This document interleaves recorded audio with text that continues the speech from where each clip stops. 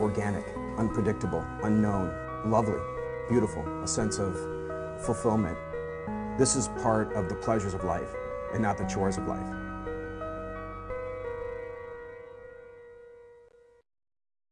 Coming up on Daily Iowan TV, Occupy Iowa City is not the first protest Iowa City's seen.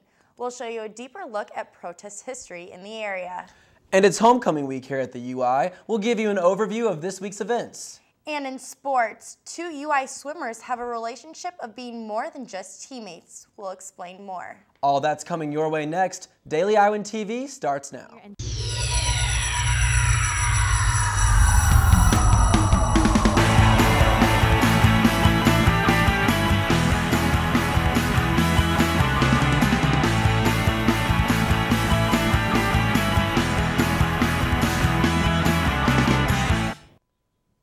Thanks for tuning into Daily Iowan TV, your television news, sports, and weather source for the Daily Iowan. I'm Reed Chandler. And I'm Megan Grody. The University of Iowa Hospitals and Clinics now has a first-in-the-nation program. The University of Iowa Heart and Vascular Center earned certification for its heart valve repair program this week. The certification comes from the Joint Commission, which gives certifications to over 17,000 healthcare organizations in the country. The program focuses on repairing and replacing cardiac valves, but does it differently from other hospitals. The surgery here is more complex, but leaves the patient with less trauma, scarring, and pain. Since 2008, the University of Iowa Heart and Vascular Center has done more than 200 heart surgeries. A Coralville man was arrested Wednesday for first-degree burglary, but according to police reports, he was attacking his girlfriend with a machete. 39-year-old Israel Linares allegedly went to his girlfriend's apartment with a machete to confront her ex-husband. Police reports say when his girlfriend opened the door, Linares began to swing the blade at her. The report goes on to say his girlfriend tried to close the door, but he kept trying to get in. Police arrived and arrested Linares and charged him with first-degree burglary. The University of Iowa and Iowa State University are teaming up for a master's program this winter. The program will let professionals keep their full-time job, but earn 2 master's degrees in about 2 years in business and in engineering. The classes are taught in Cedar Rapids with a business degree awarded from the University of Iowa Tippie College of Business and the engineering degree from Iowa State. The program starts this January and is intended for engineers who need to learn business management skills. This is the 4th time the University of Iowa and Iowa State have partnered for this type of program. And Iowa City has been proposed to become a sanctuary city for illegal immigrants. City Council candidates came together for a forum Wednesday night to discuss immigration issues. The forum focused on creating a welcome feeling in Iowa City for people who are immigrants. The forum was sponsored by a group known as the Consultation of Religious Communities, but the Human Rights Commission was also at the event. The commission hopes to make Iowa City a sanctuary city, meaning illegal immigrants would be protected. You can read more about the Immigration Forum and City Council candidates' positions in Thursday's edition of the Daily Iowan. And as the weeks go on, protesters at Occupy Iowa have to come up with innovative ways to stay connected. Daily Iowan TV's Christina Targo sat down with some protesters to see what they've come up with. Finding electricity while camping is not the easiest thing to do. Occupy Wall Street is on its 5th week, which is forcing participants to get creative with their resources. New York City requires a permit to use amplified sound, like bullhorns, so protesters have created the human microphone, where one person is the speaker and the people around repeat the news. And the protesters in New York are not the only ones coming up with ways to be efficient. The members of Occupy Iowa City have set up their own internet and solar panels to stay connected to the world. We're charging everything we can off of the battery, and we're charging the internet off the battery as well. We were charging the internet and computers and stuff off of the gazebo, but as Mid-American Energy powers the gazebo, we don't really want to be, doing what we're doing while running all our power off of this big corporate energy company. The protesters at College Green would like to be able to produce all their own energy. They have a solar panel connected to a battery they were using to charge their computers, a radio, and even the internet. There has been talk of a bike power generator and even a biodiesel generator, but those come with the issues of who would power the bike and the noise the biodiesel generator would produce. It's amazing to see what lengths people will go to fight for what they believe in. Christina Targos, Daily Iowan TV. And Reed, Occupy Iowa City's movement has gained so much strength through social media such as Facebook, but not all protests have always been able to rely on the internet. That's right. Actually, the most remembered protest here in Iowa City is the Vietnam protest back in the early 60s and 70s. Daily Iowan reporter Dora Grote has just finished an investigation into those protests. Dora? Thanks, Reed. Protesters during the Vietnam War era were very serious-minded and often performed dangerous and violent demonstrations. These demonstrations turned into hysteria in 1970, and the president of the University of Iowa eventually gave the students an option to go home. These images show a guy called Dr. Death, a student who wore a black cloak and walked around Iowa City burning dolls to protest the Vietnam War. Aside from Vietnam, the UI campus has seen major demonstrations against apartheid in South Africa and the wars in the Middle East. From the Daily Iowan newsroom, this is Dora Grote. Back to you in the studio. And you can read more about past protests in Iowa City in Thursday's edition of the Daily Iowan. And still more to come from Daily Iowan TV. We'll take a look at the University of Iowa's homecoming week schedule. And see how some international populations are increasing at the UI.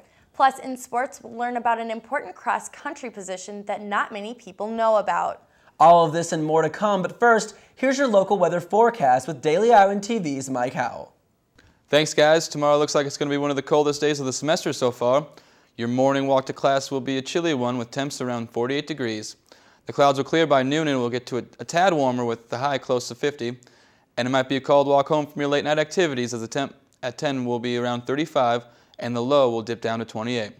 Looking at our extended forecast, the high at kickoff on Saturday is 62 and it should be sunny during the homecoming game against Indiana. Slight chance of rain on Sunday, but we'll see sunny skies and warmer temps to start next week. That's a look at your weather forecast. Back to you guys at the desk. Thanks, Mike. More students from India are coming to the University of Iowa. The UI Dean of International Studies, Downing Thomas, says over 300 grad and undergrad Indian students at the University of Iowa make it the third largest country represented here. The reason comes from increased students in India hoping to attend college. As more Indians apply for college, competition in India goes up.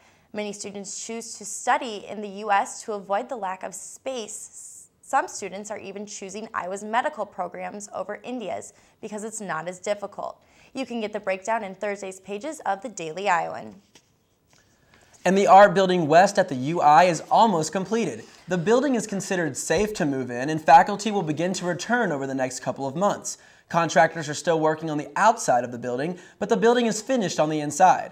After the 2008 floods, Art Building West was one of the facilities on campus destroyed. Even though it only existed for 2 years before hit by the floods, FEMA decided it was a historical site and has allowed renovations to make it look like the original.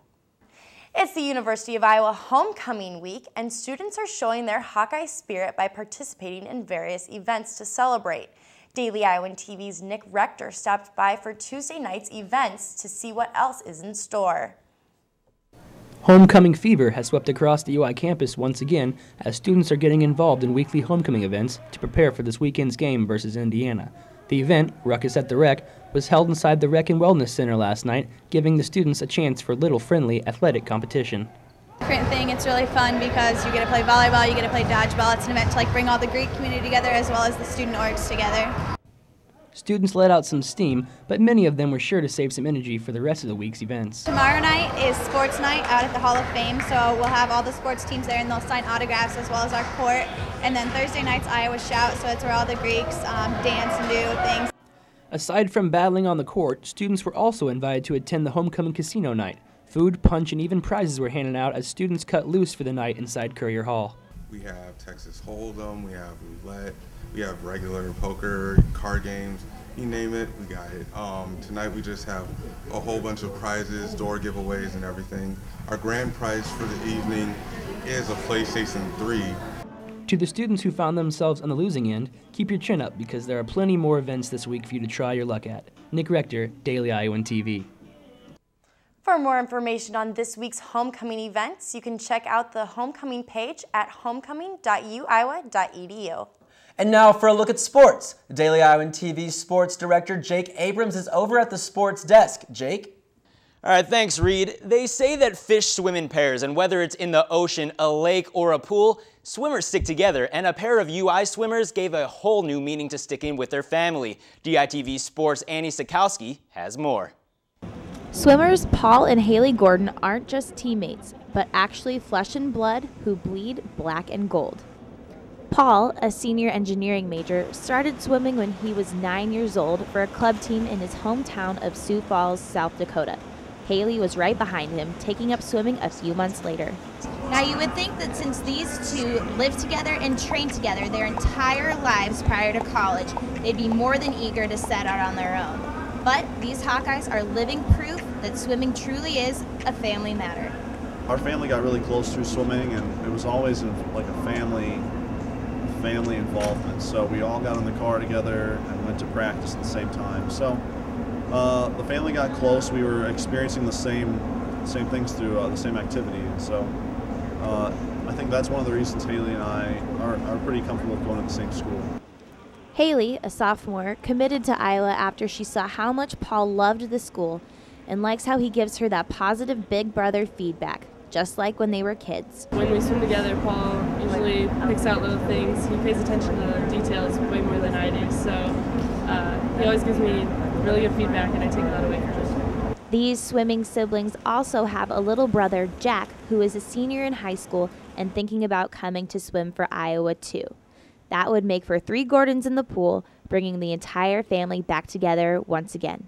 Annie Satowski, DITV Sports. Both Paul and Haley will be traveling to Wisconsin as the Hawks take on the Badgers this Thursday night.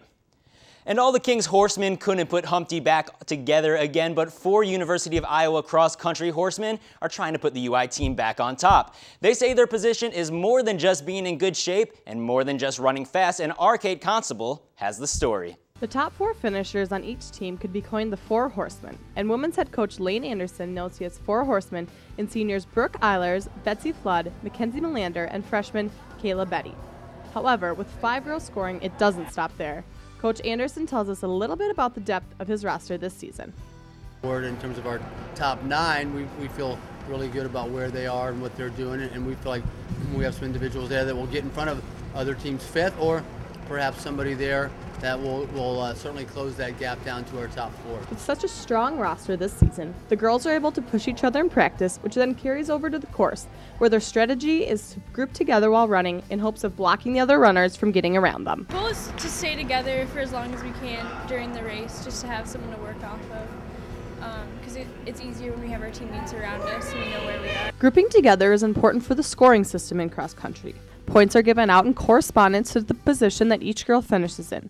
The girls practice this in their daily workouts by running with teammates who have similar paces. We do train in packs, we work in packs to try to simulate what we hope to accomplish on race day. Again, running in packs is ideal, and it's also a bit more comforting to the runners. After hearing the thoughts of the girls and seeing their success thus far this season, I would say their strategies are working pretty well for them. Kate Constable, Daily Iowan TV Sports. All right, thanks, Kate. And tomorrow night, I'll be back in our Daily Iowan TV pregame studio gearing up and getting ready for the homecoming match against Indiana on Saturday morning. You're not going to want to miss this one. We sit down with Hawkeye football broadcaster Gary Dolphin, much more. But that's going to do it for sports tonight. Megan Reed, back to you. And only with Daily Iowan TV can you get a sneak peek at Thursday's pages of the Daily Iowan. Get an update on the Brugger's Bagels recovery and how nearby businesses are moving forward. Plus, learn about a river monster art show invading Iowa City. But before we leave, let's take a look at your local weather forecast. We'll see a high of 50 degrees tomorrow and a low of 28. And that's all the time we have for this edition of Daily Iowan TV. You can tune in tomorrow at the same time or check us out online at dailyiowan.com. For Daily Iowan TV, I'm Reed Chandler. Thanks for watching and have a great night.